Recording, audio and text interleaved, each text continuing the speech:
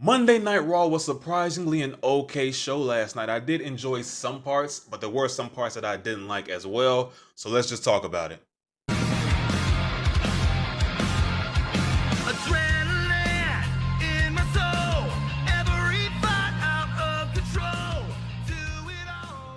Monday Night Raw kicks off with Samantha Irvin introducing the new World Heavyweight Champion Seth Freakin Rollins. Fresh off of his victory from Night of Champions, Seth would make his way through the crowd like back in his Shield days and is met with an oh-so-warm welcome by the WWE Universe. The fans are going crazy. They sung Rollins' theme song for about a good 3 or 4 minutes. Seth got into the ring. He finally was able to speak. The crowd finally settled down just a little bit from chanting his song. He says, "It has been a long road to get here, but standing here tonight, it just feels right." He says he wants to focus on the future because Raw finally has a champion that wants to be on the show, shade at Roman Reigns, a champion that is going to be on the show, another shot at Roman Reigns, and a champion that is ready for a fight. The fans chant, "Thank you, Seth. Thank you, Seth." But then AJ Styles' music hits and he's a SmackDown superstar if I'm not confused. Why is he on Monday Night Raw? Now AJ's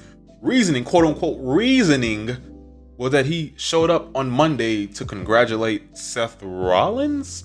That makes no sense.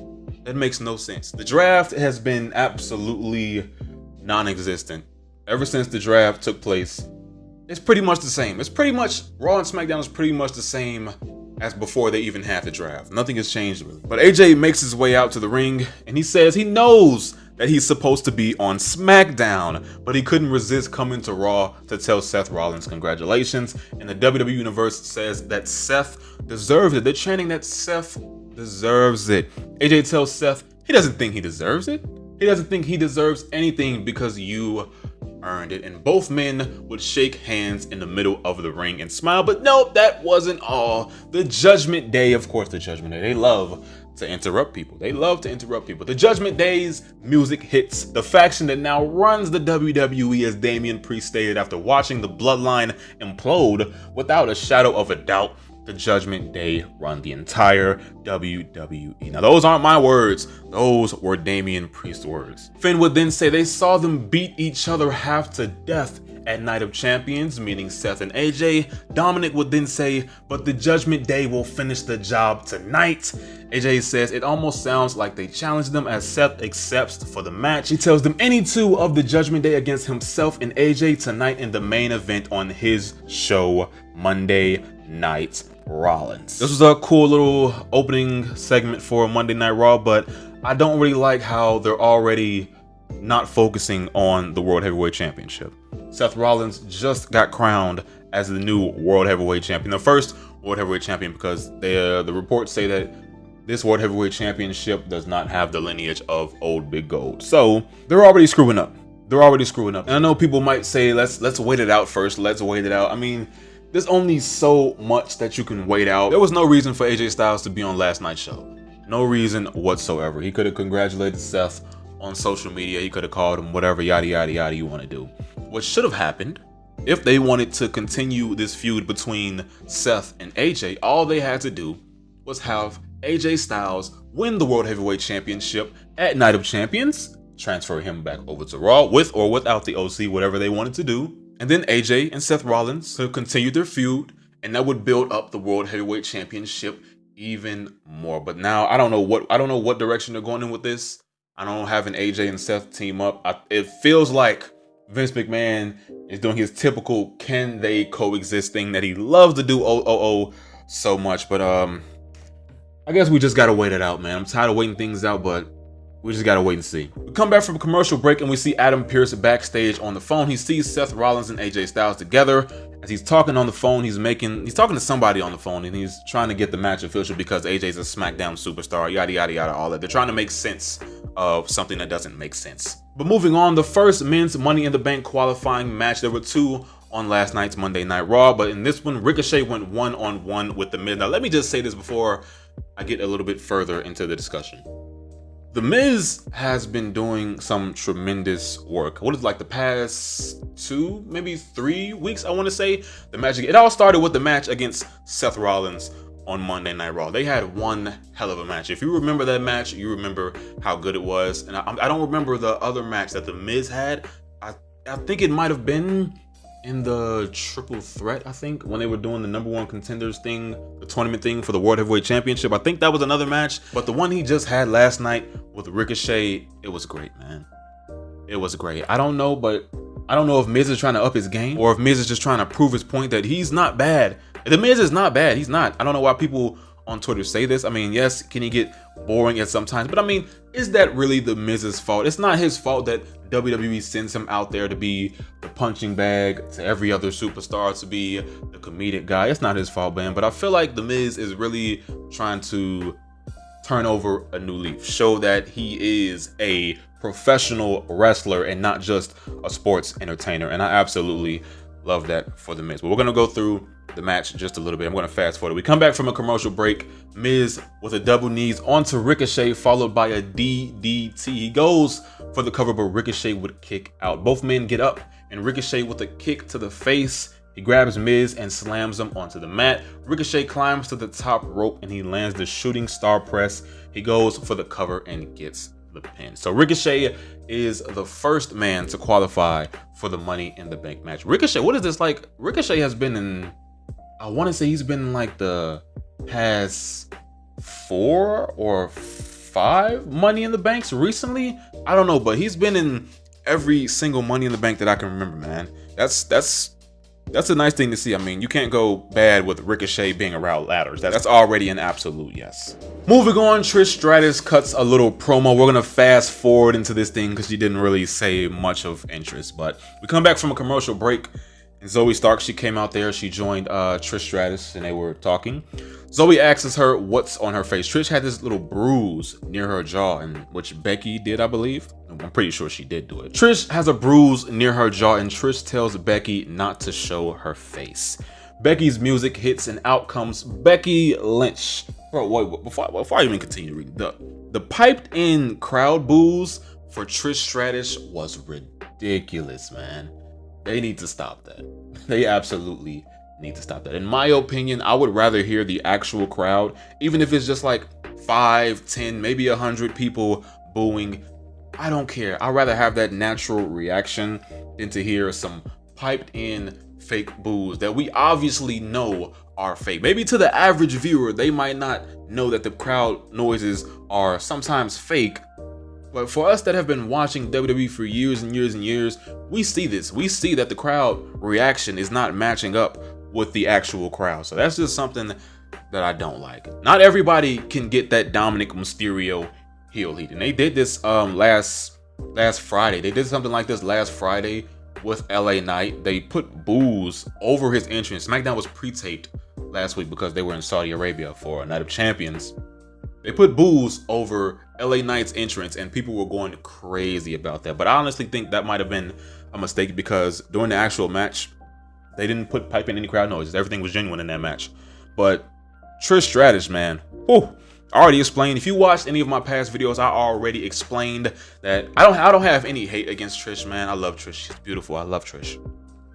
But I just don't think we need to see her on our TV screen. Now, she is paired with Zoe Starks, so that's a good thing to see, actually, because she can help. Well, can she really? I mean, can she really? Because, I mean, if WWE is piping in crowd noises for Trish Stratus, as legendary as Trish Stratus is, her status alone should be garnering a great genuine reaction. They shouldn't have to pipe in boos for Trish Stratus. If Trish Stratus can't even get herself over, how the hell is she going to get Zoe Starks over, man? But I didn't have any interest in this segment. I didn't have any interest in the Becky and Trish rivalry, if that's what you want to call it, man.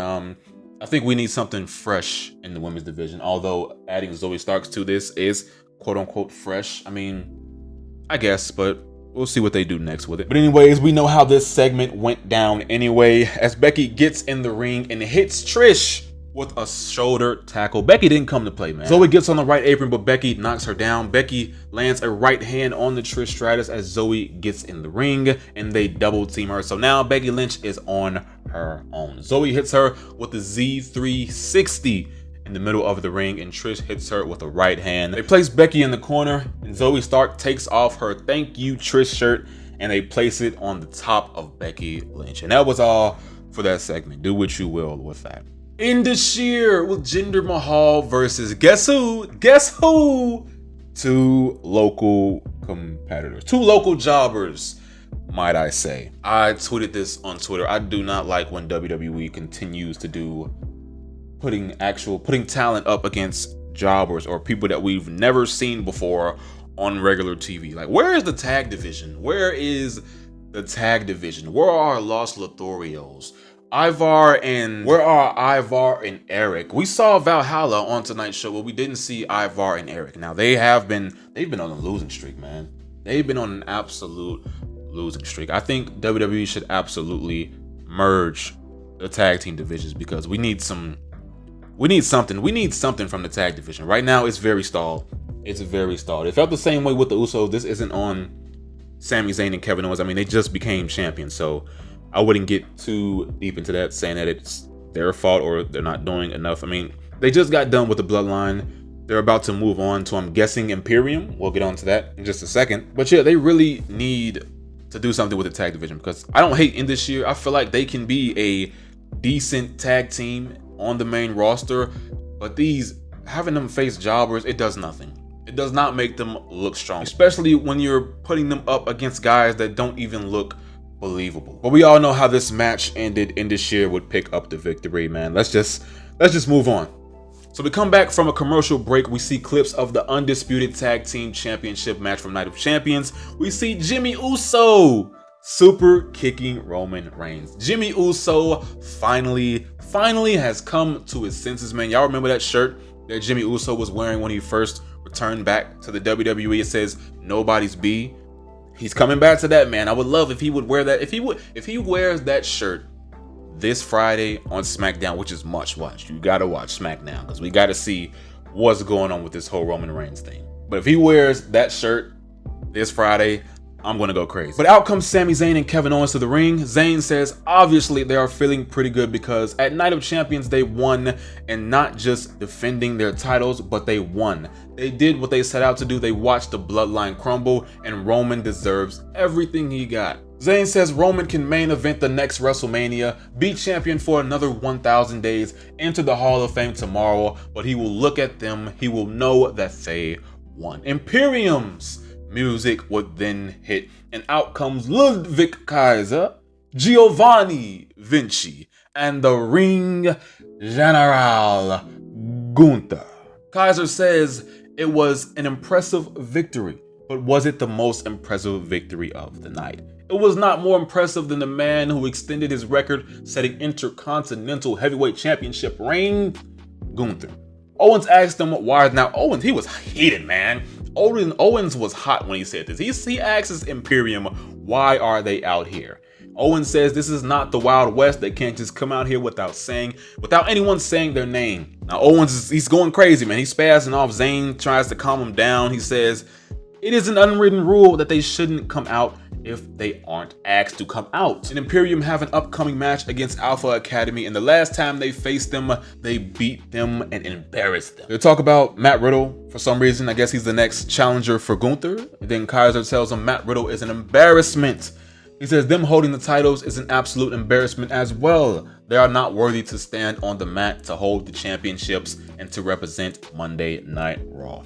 Owens says they always hear from Slender Man, meaning Ludwig Kaiser, and sometimes the one with the ears, meaning Gunther. He talks, but he wants to hear what the bald one has to say, Giovanni Vinci. Now while they start calling Giovanni Vinci Baldy, the chant follows along and they stand chanting Baldy, Baldy, Baldy. The crowd was live and my man Giovanni was like, what the hell is going on? Why would you do that? It disrespected Imperium once again. And then this made my night here. We suddenly hear shoosh as the Alpha Academy make their way out. They're on stage. Gable says they are the new and improved Alpha Academy with Maxine Dupree. I like this. I like that they added Maxine Dupree to Chad Gable and Otis's Alpha Academy. So I guess they just threw Maximum Male Models away. I don't know, maybe they're getting a revamp, but like I said, WWE needs to fix their tag team division, and WWE has some of the best tag teams in all of pro wrestling in their division, but they just need to find a way to fix it, man. They just need to find a way to fix it. But as Gable is making his way out, he tells Owens and Zayn, but I guess Alpha Academy are now faces because the crowd was cheering them. So I mean, I love to see it. I love to see Chad Gable, especially Chad Gable and Otis, get their praise. But Gable tells Owens and Zayn that if it's fine with them, they are going to hand out a lesson to Imperium right now. Owens asks him to say the word he says kind of funny that makes him laugh. Gable raises his hand and says, thank you. And then we get sent to a commercial break. And as we come back, we get Imperium versus Alpha Academy. You cannot go wrong with an Imperium versus Alpha Academy match. All the men were over in this match, especially Otis. Otis is always over. Whenever he gets ready to do that caterpillar move, the crowd, they just go crazy. And sometimes when he's on the apron, they chant, we want Otis, man. So you can't really go wrong with that. Let's fast forward into this match. We cut to the outside of the ring, and Valhalla is outside looking at Maxine for some reason. She chases Maxine, but Maxine was able to take advantage and hit Valhalla in the side of the head with a kick. Valhalla, she ate it. She didn't even phase her. So then she would continue to chase Maxine to the back. Then we focus back in the ring. Vinci is tagged in and they double team Chad Gable. The fans chant Baldy, Baldy, Baldy. They're disrespecting Giovanni once again. Giovanni hits Gable with a chop to the chest, followed by a body slam. Ludwig Kaiser is now tagged in and Gable kicks him to the outside. In comes Vinci and Gable throws him to the outside as well. Gable makes the tag and Otis is now in the match. Otis knocks both Kaiser and Vinci down. Otis would then hit a splash onto Kaiser in the corner. Otis would then land the famous caterpillar move that makes the crowd go wild every single time. He goes for the cover, but Vinci breaks it up. Otis throws Vinci to the outside and Gable is tagged back in. Otis runs the ropes, but Vinci lowers the ropes and Otis falls to the outside. Vinci is tagged in and they double team Gable. Vinci goes for the cover and he gets the pin. Now, I love both of these teams. I love Alpha Academy, but I'm glad that Imperium got this win because they desperately needed a win. But they absolutely need more wins than this. I say, as much as I would not like this idea, I say put them in another match against Maximum Male Models and maybe against Los Lotharios. Give them some more wins because I hope they don't just give them this win and then they just go straight for Sami Zayn and Kevin Owens once again just to lose because they have no momentum behind. They just gained a little bit, but if they go straight to face Sami Zayn and Kevin Owens once again, they're gonna lose all of that momentum. But yeah, that was a great match. We go backstage to the beautiful Kathy Kelly. She's backstage with Raquel Rodriguez and Shotzi. In comes Bayley and Io Sky. Bayley tells them they are not Damage Control and they dedicate their match to Dakota Kai. Raquel says they were good enough to beat them last Friday on SmackDown, and Bayley is the only member of Damage Control not to hold gold. Whew. They're throwing shots at my girl Bayley, man. Fast forwarding on into the WWE Women's Tag Team Championship match. This was a triple threat. No, not a triple threat. This was a fatal four-way tag team match. Raquel Rodriguez and Shotzi versus Ronda Rousey and Shayna versus Chelsea Green and Sonya versus Bayley and Io Sky. Bayley breaks up a pin with an elbow drop off the top rope. Chelsea Green will tag herself in and throws Ronda into the ring post. Sonya will kick Ronda's arm. Sonya tags herself in. Sonya with a running knee onto Raquel. She would then go for the cover, but Raquel kicks out. Chelsea Green is then tagged in as she climbs to the second rope, but Io Sky tags herself in and pushes Chelsea down from the top rope. Io with a double drop kick onto Chelsea and Sonya. Io then lands double knees onto Raquel. She goes for the cover, but Shotzi breaks it up. Now, Shotzi, she was all over the place. For a minute in this match, Shotzi was all over the place. She was going to do an outside dive. She went towards the hard camera area, the hard camera way first. Then she turned her head. Then she had to go towards the entrance way. I don't know, man. I love Shotzi. I love Shotzi, man. But if she does something messy, I'm going to call it out. That's what anybody, man. I'm going to call it out, man. But her dives are always beautiful. Whenever she dives out the ring, they're always beautiful. She always lands them good. She goes for the cover, but Shotzi breaks it up. Bayley gets in the ring, but Shotzi throws her to the outside. Shotzi with the suicide dive onto Bayley on the outside of the ring. Shotzi is tagged in. Io hits Shotzi with a face buster, followed by a tiger suplex. Io then climbs to the second rope. Yep, I guess you all know what happens next here. As soon as Ronda got tagged in, Shotzi's on the top rope. She jumps, but Ronda gets her in an armbar, and Shotzi taps out. I don't know about you all, but I'm pretty sure you all knew who was going to win this match. I wanted Sonya Deville and Chelsea Green to win those tag team titles.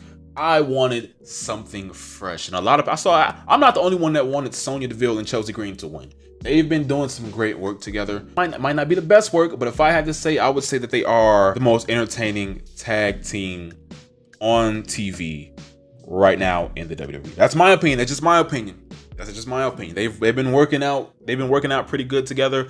I didn't really know how I was going to feel about it when they first got paired together, because first Carmella and Chelsea Green was paired together. I love that pairing. But obviously it couldn't continue because Carmella is pregnant. So yeah, things worked out for the better. Sonya Deville and Chelsea, they've been doing some good work, but I would have loved to see them raise those tag team championships. But hey, it is what it is. We got Ronda and Shayna Baszler. Yeah, I hate having to drag Shayna Baszler's name down with Ronda, man. I really do.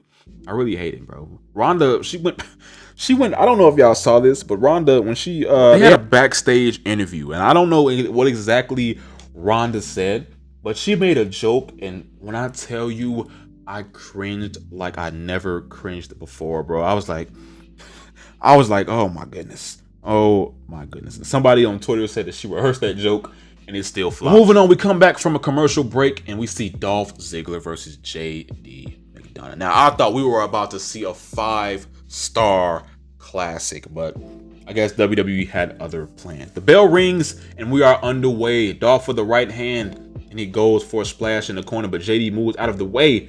JD with a modified suplex onto Dolph Ziggler. He throws Dolph to the outside of the ring.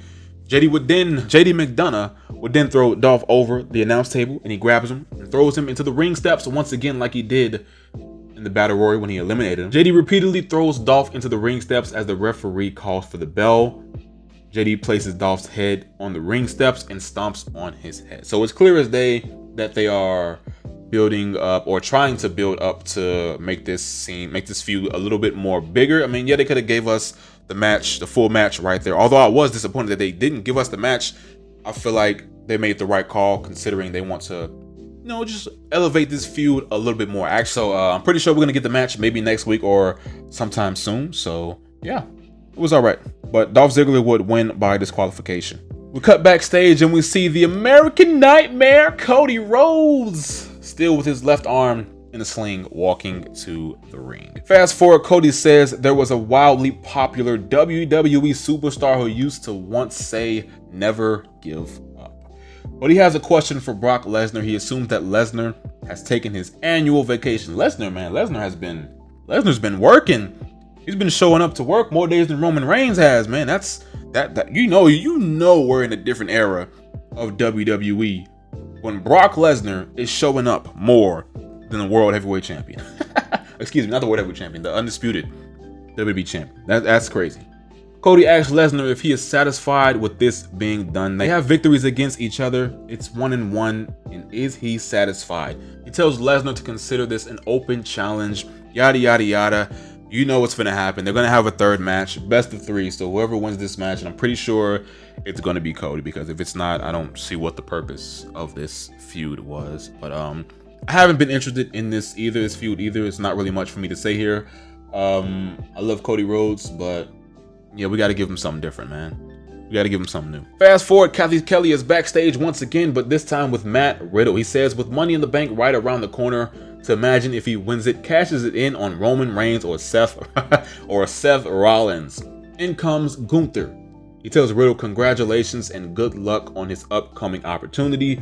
Gunther tells him he really wants him to win the Money in the Bank ladder match and to cash it in on himself. Gunther, no.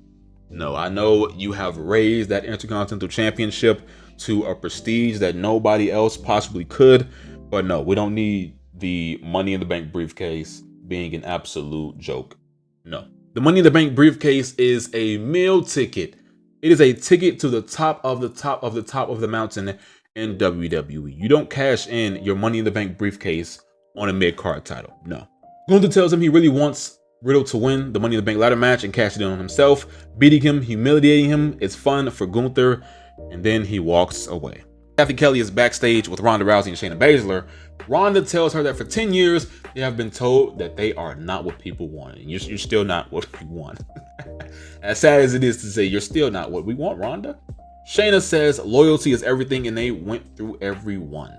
And they are the tag team champions, not because they wanted it, but because they are the best team in the world. Now, I forgot what Ronda said, but she said something about these nuts. I don't know it was horrible. Just know it was horrible. You can probably find it on Twitter. It'll probably be the first thing that pops up when you type in Ronda Rousey. I'm pretty sure it will. But we enter our second Money in the Bank qualifying match. Shinsuke Nakamura versus Bronson Reed. This match could have gone either way, but this was a really good match, but Shinsuke came out to be the victor. Now Ricochet and Shinsuke Nakamura are the first two men to qualify for the Money in the Bank ladder matches. Byron Saxton is backstage with the Judgment Day. He congratulates Rhea Ripley on her win against Natalya, Night of Champions. I mean, it wasn't really a match, but Rhea says Natalya should know better, and to hold gold she cannot get distracted. Byron Saxton was then asked which two will be facing Seth Rollins and AJ Styles in the main event tonight. Finn tells him if he told him, he would have to, you know what. And as he's talking, Damian cuts him off and tells Byron to just go do his job somewhere else. We then move on to our main event of the night. Seth Rollins and AJ Styles versus Damian Priest and Finn Balor, with Dominic Mysterio and Rhea Ripley at ringside, of course. Finn Balor attacks Seth Rollins from behind. Now, Dominic Mysterio, he got in the ring like he was the one that was about to team up with Damian Priest. But, you know, Judgment Day likes to be sneaky. Finn Balor snuck around the other side of the ring. He got in and he attacked Seth Rollins. The bell rings and we are underway. Damian is tagged in, but Rollins rolls to the outside of the ring, and with Rhea posing, Seth puts his arm around her and she thinks it's Dominic. She freaks out and yells when she realizes it was Seth Rollins. Now this was a callback to Shawn Michaels and Melina's spot way back in the day. That was way before I was even interested in wrestling, but it was a nice little callback, man. Seth rolls back into the ring and Damian hits him with a right hand. He throws Seth into the corner. He stumps on Seth in the corner. Damian with a spinning elbow. He goes for the cover, but Seth kicks out. Seth kicks Damian away and AJ is tagged in, and as well is Finn. AJ with the right hands and kicks on the Finn Balor. Damian Priest then gets back in the ring, but AJ hits him on the leg. Seth gets back into the ring and throws Finn out to the outside. Fast forwarding into the match, Finn Balor goes for the coup de grace, but Seth moves out of the way and he hits Finn with a super kick, and both men are down. AJ is tagged in, and as is Damian Priest. AJ with a right hand and a kick. AJ now on the ring apron, a sliding knee onto Finn Balor. Seth with a suicide dive onto Finn to the outside of the ring. AJ goes for the phenomenal forearm, but Damian Priest moves out of the way and hits him with the razor's edge. He goes for the cover, but Seth breaks it up by hitting Damian Priest with a curb stomp. I don't think they call it a curb stomp anymore. I think it's just a stomp. Seth is tagged in and he hits Damian Priest with another curve stomp and goes for the cover and gets the pin. The winners of this match are Seth Rollins and AJ Styles. This is a good match. You can't go wrong with putting any of these guys in a match together. Yeah, Raw was an okay show. Like I said, we still have a lot of changes to be made. We still have a lot of things to be figured out. Money in the Bank is coming up soon. I'm gonna talk about Money in the Bank a little bit more in another video that I'm having coming out this week. So stay tuned for that. Let me know if you all enjoyed Raw last night, and that's going to be all for this video. It's pretty long right now when I'm recording it, but we'll see when I edit it. But thank you all for stopping by and granting me with your time, and hopefully you all enjoyed this video, and I hope you continue to support and stop by the channel. And to make sure you do, just hit the subscribe button and the post notification bell so we stay connected. But thank you all once again, and I'll see you for another video. Be breezy.